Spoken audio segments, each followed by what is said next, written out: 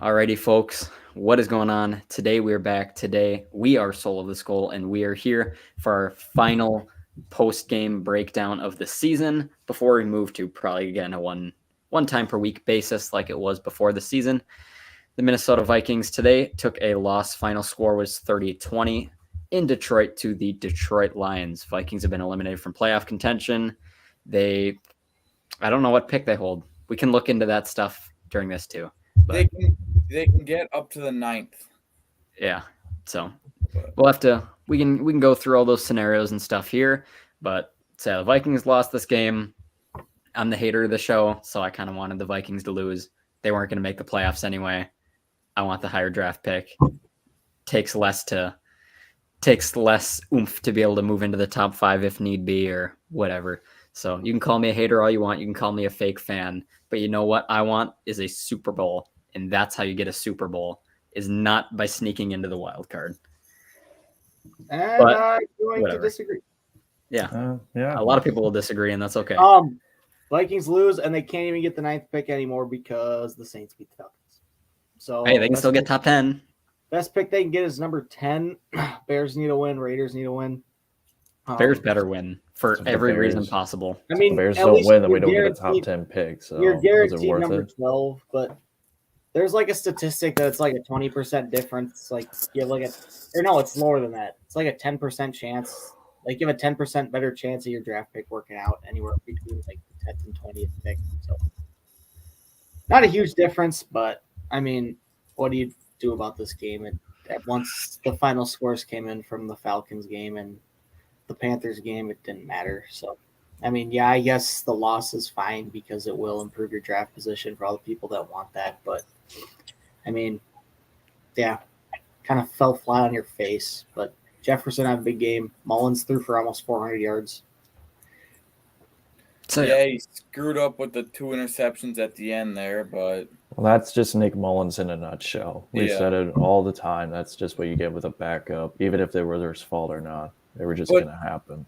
I do think with the numbers he put up, he's definitely secured himself as the backup to whoever our starter is next year. Unless there's a rookie in there. Yeah. Michael Penix Jr. would like a word. Michael Penix is going to be the backup. I don't know. I'm always for having a veteran quarterback on the roster. So I won't be opposed to keeping Mullins, but he'll probably get QB2 money next year just because he is a QB. He's probably going to be a QB2 somewhere. So I mean, we can look at the quarterback situation. It's just interesting because Josh Dobbs is not under contract. They're probably not going to bring him back because there's no real reason why they would. Nick Mullins is under contract. Hall is under contract. Kirk Cousins is not. So I don't know. We can play this out a little bit. Obviously, they can bring back Kirk as the starter for maybe 1 more year, maybe 2 years, whatever they decide to do.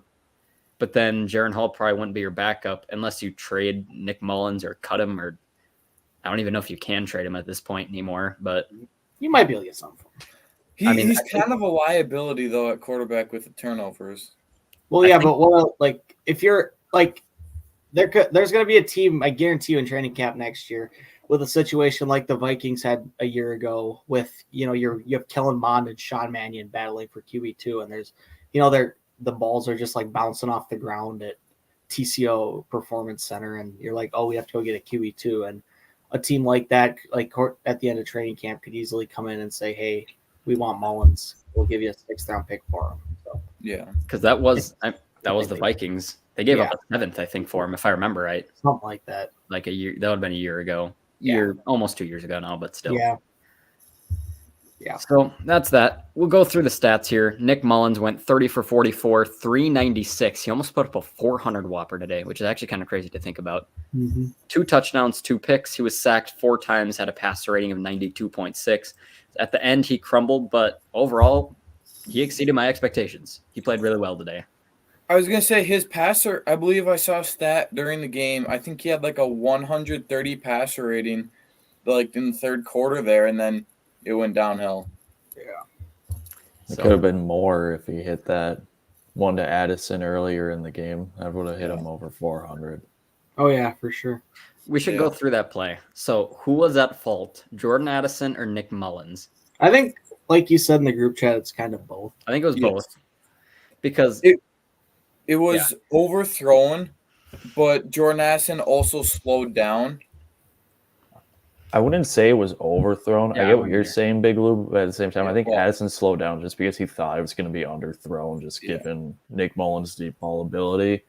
Yeah. So it's on both guys. Had Just not he- having that trust with your quarterback. At least that's what it looked like on TV. Had Mullins thrown it a little farther, I bet Jordan Addison probably wouldn't have even needed to slow down at all. If he would have hit him in stride, it would have been perfect. So that's why I think it was on both, because he could have thrown it maybe a little farther. Maybe it was the perfect distance, or maybe Jordan just kind of misread it and didn't expect it. Whatever. But that was that. Otherwise, I mean, yeah, Mullins played really well. He was making good throws. He had a good connection with Justin Jefferson up until, I mean, the end of the game. He threw some picks, but then it was kind of, you have to let the ball fly if you want to win the game. So it didn't really matter too much at that point anymore. Ty Chandler had a nice game, put up 12 carries for 69 yards. Nice. He looked really explosive to me. I liked him. I think if Ty Chandler can learn how to pass block, he could be a solidified RB1 running back one here next year. That is a big if though, because he can't. His pass blocking is atrocious. I watched a little bit of it this past week, and it's hard. It's hard to watch. So, you know, if I you do can't, like- you know, if he can figure something out like that, if he can figure that out, he can very easily be a RB1 here. I do like how he's shifty. I saw a couple times where the gaps that the play was supposed to go through got clogged up, and he just bounces right outside instantly and still gets like a 7-yard gain on that. I do like that compared to Madison, who doesn't seem to have really the ability to do that. And my opinion is Chandler is the better running back we have. Madison had a couple, he had a 12-yard run, but the biggest thing is just finishing forward, not trying to run side to side. You're just going north. And I mean, yeah, you guys said Chandler, he's got to develop pass blocking skills. It's clear. But I think even if he doesn't develop them, he's got to come back in here as a running back one, because he just provides much more upside than what Madison does. I think overall, the key to Ty Chandler's success this year has just been his explosiveness and his burst. But today, what I kept noticing was he was doing good at fighting through contact, actually. He'd get hit, and he'd still be able to fall forward or get a few more yards, which is maybe he has done it in the past this year, but I just especially was noticing it today, that he was doing a really good job of fighting contact. I mean, you got to give a quick yards. shout out to Mullins. I mean, on that, what, third and six? Fourth and six, Yeah, that Superman dive, finishing forward through contact, first down, being putting your body on the line. That's going to win some respect from your teammates and want to go out and ball for you. So, I mean, there was that. Yep. In addition to that, I like how Kevin O'Connell was kind of playing ballsy there, because he was trying to get that momentum going and the win in the beginning. He didn't like throw in the towel and say, "Oh, we're not really going to try this game," whatever. He was actually trying to win, and it just, I like to see that out of our head coach. Yeah, that's a game that, for the players, you probably had to win because you still had a shot at the playoffs. So KOC knew that. KOC was throwing out all the stops to try and win this game and came up a little short. I mean, the effort wasn't really there at the beginning, and now towards the end of the game, I like the effort that they put forth, and it was a semi-close game, I guess, but in the end, just couldn't come through. Yeah, Big Lou, you just brought it up. That was perfect, talking about Kevin O'Connell and kind of taking risks to win the game, because they were playing against Dan Campbell, potentially the riskiest coach on the whole planet. Oh, he is, 100%. It worked pretty much every single time. Every time they took a risk, for the most part, it seemed to work. So didn't they go for 3 different fourth down conversions and get all of them? Was it 2 or 3? I know they got 2 for sure. But they probably went for 3, honestly. But but I know I've been seeing a lot of Kevin O'Connell hate lately amongst Vikings fans, but I don't think that's justified. Just given the situation that he is in right now, with all the injuries that he has and just the situation that he's in, I think everyone's giving him way too much hate.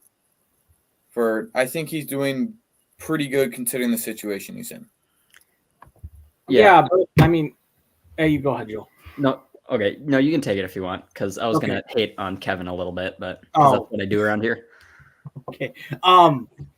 Yeah, I mean, touching on what Big Lou said, it's just like, KOC, he's only in his second year. Both these guys are only in their second year. Quasey's been getting flack for drafting Lewis Cine over Kyle Hamilton, and obviously Kyle Hamilton's one of the best safeties in the league. I mean, they'd say he can't draft. I mean, it's still early, and like they haven't even built this roster really into what they want. I think a lot of the KOC hate has to do with the Vikings really, frankly, overachieving last year. I think that team last year was probably an 7-8 win team at best that just found a way to win a bunch of one-score games, which was awesome. It was fun to watch, but it set the bar a little higher. And something that I was listening to one of my Vikings podcasts the other day, and the host brought up, he's Luke Braun NFL. He's my favorite Vikings analyst. He said that when this team has expectations, they tend to crumble. When this team has, when this team's going into a playoff game to play New York Giants and Daniel Jones, they crumble. But when Kirk Cousins gets hurt and there's no expectations and you have Josh Dobbs in this team, that's when they tend to play best. And I think that's right. You hit the hammer on the nail with that. I mean, when you look at when there's expectations around this team and it's like, okay, it's time to go make the playoffs, they can't do it. But when there's no expectations, like say, even at the beginning of the Kevin O'Connell era, when you go out and beat the Packers, and then all of a sudden there's expectations, you get blown out. I mean, it just seems to be a trend right now that's his biggest flaw for me, honestly. Yep. I kind of get what you're saying there. It almost seems like the Vikings get inside their own head sometimes as a team. Like they get pressured on themselves and then collapse. But when they're just going out there to have fun and play the game they love, they seem to do better. And with those wins, it seems like they're all coming together and they're all playing together and they're all having a good time.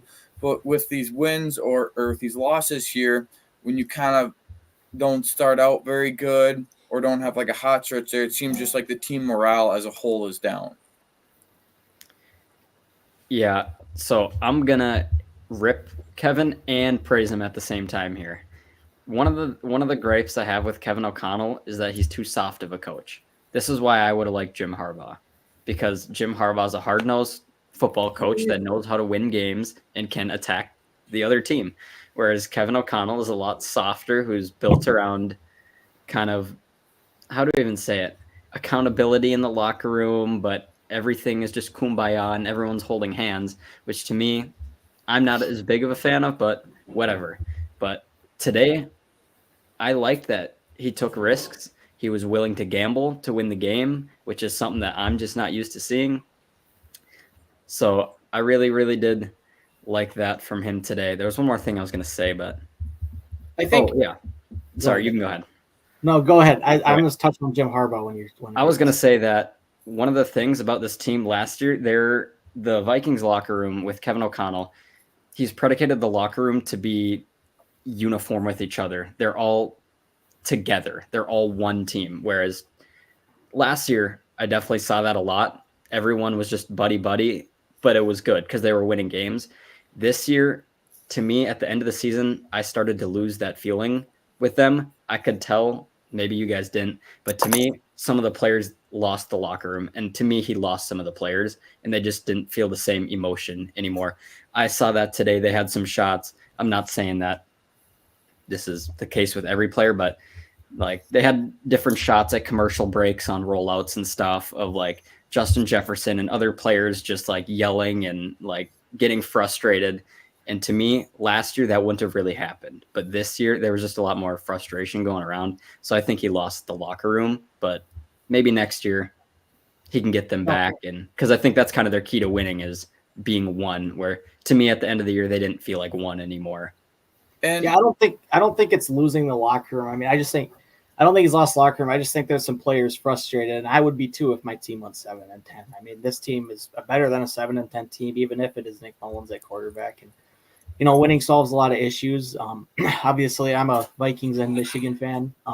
Something I've noticed, just even in the fan bases. I mean, like right now, I feel like I'm constantly getting in arguments with Vikings fans about what's better for the team. And with Michigan, it's just like we're all happy right now. Like I'm not getting in arguments with anybody about whatever. Maybe Harbaugh to the NFL. That might be something I get in an argument with. But I mean, it just you look at the two different cultures, even with like the Ravens and the Niners or something. You know, a team that's doing super well, you're not gonna. You know, it just touches on that winning solves a lot of issues. And you know, my two comparisons that I just made, like, you know, Michigan, like within the Michigan fan base, I can tell you right now, everyone's happy and ready to go. Now, obviously, that is because they're playing for a national championship tomorrow. But you know, winning, I guess the overall conclusion to that is winning solves a lot of problems. So some of those little problems that you might have. I mean, if the Vikings had made the playoffs today, I think that it would be a different scenario, different. You know, we'd be talking about a completely different thing. So sorry, Big Lou, you can go ahead.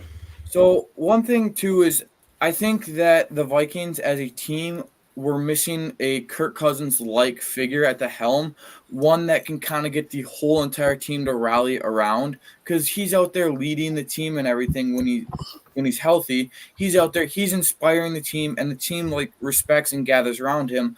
I don't think they quite had that bond with any of the other quarterbacks or anything, so the quarterbacks aren't kind of that inspirational motivator as Kirk Cousins was when he was on the field and leading the team. Yeah, I think that's huge. I mean, that's huge. Obviously, we talked about it in Green Bay. It was, you know, when that happened, you know, the Vikings just beat their main rival by 14 points in the locker room. They said you could hear a pin drop in there. So, yeah, Kirk Cousins. I mean, that's really kind of the overall like summary of this season. Like, you lose Kirk Cousins, your season kind of went up. It kind of held together for a while, and then it just went off the rails. Yeah. I've got a question for Sam O here, and we should do a whole episode on this later about Kevin O'Connell, Jim Harbaugh, all of that, because I just think it'd be really fun to go into. But he's a Michigan fan, so he watches Michigan, and I really don't, so I don't know that much. We have already seen him as an NFL head coach, and he was pretty successful for the most part, and he's been successful pretty much everywhere he's played. If he went into the NFL again with, say, the Chargers or whatever other teams have openings, do you think Jim Harbaugh could be a successful NFL coach again? I think in the right situation, and that's why you know, the Chargers was a huge rumor for him, and I even put that in my prediction last on Wednesday that he's going to be the head coach of the Chargers. I mean, I think, you know, he's not going to go to a team that needs a rebuild. He's not going to go to like the Cardinals if they fire their head coach, or any of these openings that are going to need like to require a rebuild. But I think, yeah, in the right situation, I think Jim Harbaugh can absolutely lead a team to the Super Bowl. Now, with Harbaugh, you're taking a risk, obviously, because he's not the kind of style of coach that a lot of these teams are after. They're trying to find the next guy who's going to be the next Sean McVay, going to be the next Kyle Shanahan. That's kind of what the Vikings said when they went with KOC. But I think Harbaugh can absolutely be a good NFL coach. Is it a risk? Yeah, probably it is. This guy hasn't coached professional football in 10 years. I mean, I think if there is a year that he's going to leave Michigan to go to the NFL, it is this year. And I think if not, he's going to sign that extension. And Michigan has offered him an extension to pretty much make him the highest paid coach in college football. So I think if it does happen, it's going to be the Chargers, and he is going to go there. And he wants to work with a guy like Justin Herbert. You know, there's been some rumors that he might want to go to a team that needs a quarterback and draft J.J. McCarthy. I don't see that happening. I know he loves J.J. He loves all his players, and he constantly talks about how good JJ is and how much he loves him, but I think he's going to go to a team that can like compete and make the playoffs next year and compete for a Super Bowl within the next few years. So those are my thoughts on Jim Harbaugh. Nice. Anyone else got any thoughts, or we can kind of move into the next topic, I guess? Just making sure no one else had anything on that. So we look at the Vikings receiving core. They played really well today. Justin Jefferson put up 12 catches, 192 yards, and a touchdown. Johnny Munt, the GOAT, 5 catches, 58 yards, and a conversion on 3rd and 30. What a legend. Yeah, that was crazy. Quite the play. Jordan Addison had 4 catches, 57 yards, and a touchdown. Almost had 2 touchdowns and pretty much 100 yards. And then Josh Oliver, 2 for 31, and everyone else just kind of had less than 20. So, I mean, we saw this Vikings offense play really well. Run game and pass game. Again, we already talked about Ty Chandler, but it was fun seeing Justin Jefferson break out again and do something that we haven't seen in a while, at least it feels like to me. Yeah. Hey, Joel, just a question here. If you have the information up, how many different receivers got targeted? Or even like caught reception? I got you. So there was 9 different receivers. Nine different receivers were targeted and had a catch. There were no receivers that were targeted without a catch. Okay. That's crazy to me. Some of them were running backs though too, and tight ends. Well, yeah, but Total. Yeah, A lot of receivers getting involved. yeah, spread saw the ball a lot. Nick Muse make a catch. We had a Nick Muse sighting Oh, today. That was Yeah. unexpected. I was That was hyped kind because of- I said, sorry. That was I the highlight. That was the highlight of my game. And it wasn't even like garbage time either. They were only down by like a score at the time. That catch was worthy of an extension, if you ask me. tight end 3 next year. Johnny Munt Hawks. I wonder if this is Nick Muse's last season. He was drafted in His 2020 or 20. brother's Tanner Muse. He went to Clemson. That's Yeah. all. That's all I can tell you because I'm a big Clemson guy. Nick Muse was he's from South Carolina, 7th round pick a couple of years back. He's been a practice squad guy. He's been elevated a few times just to play special teams. Oh, yeah. So that's that. Vikings defense had high spots and low spots today. Amon-Ra put up 7 for 144 and a touchdown. Also, I think 70 of those yards came on a single touchdown catch. I actually was not watching that part, but sounds cool from what I was all hearing. And Amon-Ra's on my fantasy team, so thanks, Amon-Ra. Also, yeah, Jameson Williams didn't play, so they had a lot of other receivers. Sam Laporta put up 5 catches, 29 yards, but also went out after that unfortunate injury. So hopefully that's okay for him because Vikings fans can say we're in the same division as the Lions, so we don't want them to succeed. But inside, I still like the Lions. They deserve it. Yeah. From all they've been I'm through. going to be rooting for the Lions in the playoffs. See, out of all the other teams in the NFC North, if I were to see a team succeed, it'd be the Lions. Yeah. Yeah, they deserve. I mean, the Vikings just dominated the Lions for like a decade. I'm just kind of glad it's like actually kind of a rivalry again, and I hope the Lions do well. Because like there were some years, I mean, it's just like dominance. Like the Lions are winning 2, 3, 4 games a year, and the Vikings aren't doing like amazing, but they're like beating the Lions by like 20. So, I mean, other than being in the same division as the Vikings, I mean, we don't have any real reason to hate them. Like, there's nothing bad about them. I like them. I like Dan Campbell, so I want to see them be successful. I mean, they gave us T.J. Hawkinson, so thanks, Brad Holmes. We gave him Jameson Williams, basically. Yeah. Yeah. We gifted them Teddy Bridgewater, his spirit, his locker room. I would have loved to see Teddy B come in today. Oh yeah, wasn't today's last game? That would have been cool to see him play. No, well, the playoffs. I guess they saw playoffs. That would have been cool to see him take like the final snap of today's game against the Vikings. That would have been something neat. That would have been cool. Just have him take a knee. Mm-hmm. He did that once with Case Keenum when he became the starter, and he did come in and had that big ovation. Yeah, against the Bengals. So good for him. That was Teddy Bridgewater came in against the Bengals there. Yeah. He was my first favorite player with the Vikings ever. Was Teddy Bridgewater. Really? I was at the game Teddy Bridgewater came back in. I was in the car. I heard on the radio. Mine and Sam's birthday here. I remember watching it on TV, but I mean, that's a guy you want to root for because if they do well, that means Teddy Bridgewater is going to go off into the sunset. My first 3 favorite players were Teddy Bridgewater, Jerick McKinnon, and Jarius Wright. Those 3, oh man! I got a chance to meet Jerick McKinnon once. He's a super great guy. Oh, that's cool. Yeah, I got to meet Kyle Rudolph. Kyle Rudolph retired, right? Didn't he retire this year? Yeah. Yeah. He retired a Viking. Oh yeah, he signed a 1-day contract. Yeah, which is I remember seeing it like mid-season, but I think he just wasn't playing anywhere at all this year, so he hung it up. Good for him. He was a good player for lots of years.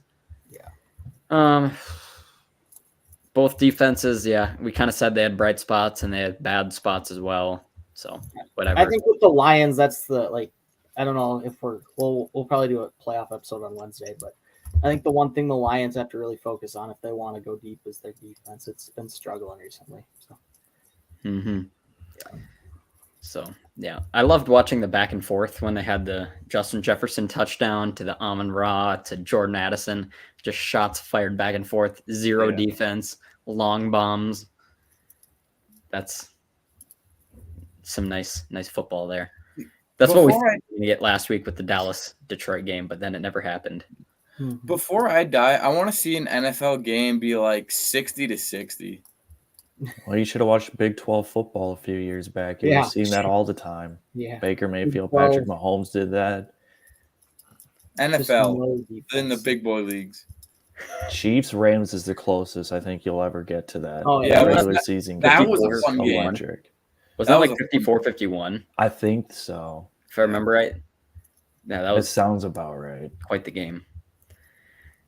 That was a really fun game to watch. And didn't they score like almost 70 points in the third quarter or fourth quarter? Yeah, it was like drive was just back and forth long Yeah. touchdowns. Mm-hmm. So that was that. So I guess kind of does it for this game. I mean, the Vikings offense played well. Detroit's offense played well. Vikings didn't have really much on the line because they would have needed a lot to go their way, and it didn't happen. So they're limited anyway. So that's that. Should we just kind of take a brief peek at the spreadsheet, even though we can delve a lot deeper into it on Wednesday because there's a lot on it? Yeah. Sure. So, Yeah. Yes. So here it is. Lots of colors. I will go through this tonight and make sure to total it up. And then tomorrow, I know there will be more because we have some head coach firing stuff on here too. First, we'll actually look at game picks. Here's our game picks so far. Sam tried cheating us again by taking the favorites, so we put the kibosh on it earlier today in the group chat. Here's our standings heading into today. Aren't you writing all of his, Joel? No, I think we're not just ready. no counting any of Okay. his for this week. I thought we said red, but We should have done that last week too. We should have no counted all these because he had the best, but yeah, whatever. So we'll see how this goes. Everyone currently has 2 wrong, so we're all tied up. And then, so we'll head to predictions. We had lots of stuff. I had a couple right. I had Vikings won't make playoffs. I said JJ would have at least 500 yards rest of the season. He needed like 190 yards for that to happen heading into today. So I was ready to read it until he put up a monster game and finished with like 505. So I don't know how that one clutched up. In only 10 games to get 1,000 yards too. That's crazy. Yeah. Was it 10 or 11? 10. He played He in missed 10. 7 games. He played 5 to start the year. He got hurt in the 5th game, then 14, 15, 16, 17, 18. So yeah, 10. You're right. I said, can I win have a kick return touchdown? He didn't. Looks like an easy prediction now, but I made that at the beginning of the year. Had some red ones, not going to read those until later. Sam, I don't know how Sam Z got this right. He said the Vikings would win less than 4 games the rest of the year, starting week 9. They won their first 2 after that, so it looked like easy red. They only won 3. So Yeah, what a prediction. When you lose 4 in a row, that it happens. He had Ty Chandler, Justin Jefferson, Byron Murphy, Jordan Addison. Jordan Addison, that one didn't look like it was going to hit till the long touchdown. Then it did. Yeah. So he finished with like 900, just over 900, around like 915 or 920. We look over here. Big Lou said the Vikings would have at least 1 trick play, and they had a flea flicker attempted today. He said CJ Stroud, 5 or less interceptions. He had 5, and lots of other red ones, which we'll go through Wednesday. Matt had only red. He had a Delvin Cook one, defense one, KJ, and Greg Joseph. Sam O said the Vikings would give up at least 30, and they did. He said Lewis Seen the Bust would record a 2nd career tackle. I don't think he had any snaps, at least not to my knowledge. No, he played special teams, but I don't think he had any defensive snaps. I also love your prediction. James Charles would announce his favorite NFL team by the end of the season. Hold on. He probably There's didn't. still games left. He probably didn't. I checked his Instagram story. He is not. If anyone, I was if hoping anyone to finds see him in it, like some NFL gear for like game day or something. I don't know. if anyone finds different proof, let me know, and we will green that right away. Here's our standings. Currently in the lead is Sam Z, followed by me, followed by Matt. Nope. Followed by Sam O, Matt, and then Big Lou on the bottom. All these numbers are about to go down probably. So by the time we get to Wednesday, those are all going to go down. Mm-hmm. So that's kind of that. I don't know if we have much more on here. Viking season's over, but I like the off season. It's fun. It's a fun time for me. For a fan like me, I like it. always question marks. Then the draft, free agency, all that fun stuff. So we'll be here every Wednesday, tentatively every Wednesday, but you never know. Maybe we'll go on a summer break again, but maybe we'll have enough content to talk about. Now that we have more people, it might be easier this time than it was last time. We can always just talk about random stuff too and kind of do like a throwback game or something. We can figure something creative. Yeah. To do. We'll come up with ideas. Yeah. Our podcast ain't going anywhere. If we do ever have a week where we don't have an episode, we'll let you know. Whether it's on the YouTube community page or maybe Sam Z on Twitter, even though he kind of gave up on that account, or Big Lou on Instagram, even though he gave up on that account too, but it's okay. Yeah. Doesn't really matter that much. But that kind of does it, I think, unless anyone else has any last thoughts. Welcome to the end of the season. Welcome to the off season. Fun time. Yeah. Welcome to lots of debates on will Kirk Cousins stick around or not. Maybe not here, but everywhere else. That's what I'll be consuming. But whatever. All right, that does it. Unless anyone has any last thoughts, I think we can end it for this one. That'll do it for this episode. The Vikings finished the season 7-10. Currently looking at I'll look one more time at the Vikings draft pick. Okay. One more thing before we head enough. Yeah. Did you guys see Justin Jefferson's toe tap catch earlier? That was a really good catch. Yeah. I know I made a prediction saying he'd be traded before the draft is over. I hope that is false, but we need to pay that man an arm and a leg. He's crazy good, and I love to see him be a Viking his entire career. Sorry, was someone saying something? Oh, okay. Maybe I'm just hearing things, which is probably the case. So if the Packers and Broncos win, the Vikings are at 12. If the Bears win or the Raiders win, then the Vikings would be at 11. And if the Bears win and the Raiders win, they would be at 10. So we'll just have to see how that shakes out. Good luck to Matt in our fantasy football championship. Me and him are duking it out for money. It's a good one right now. Amon-Ra cooked for me. Evan Ingram cooked for me. His whole roster is pretty much playing at 325. And As you can kind of tell, I haven't really been paying attention. I've just been on my phone looking at stats. Pretty much my whole roster played at 12. So, yeah. So we'll have to see. Next week, we'll have an announcement on who the winner was and stuff. Just for fun. Why not? So that does it now. We'll see you guys. I know I've said that does it now like 8 times now, but this actually does it now. We will see you guys on Wednesday. Have a good night. Peace out. And as always, SKOL Vikings.